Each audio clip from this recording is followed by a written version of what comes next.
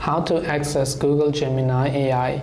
If you want to access Google Gemini AI, it is actually quite very simple to do so. To access it, you can use the Gemini mobile application available on Android phones, or you can simply open your browser and just go to gemini.google.com. It's Gemini or Gemini, just totally your choice.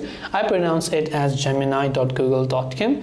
Now once here, since this is just the Google application, you can just use your Google account. So you don't need any of the other extra accounts.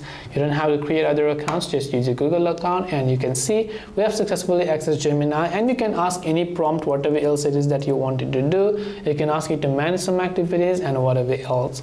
So I hope this video helped you. If you have got any further questions, feel free to leave them down in the comment section. As always, thank you very much for watching till the end of this tutorial, and see you soon in our next video.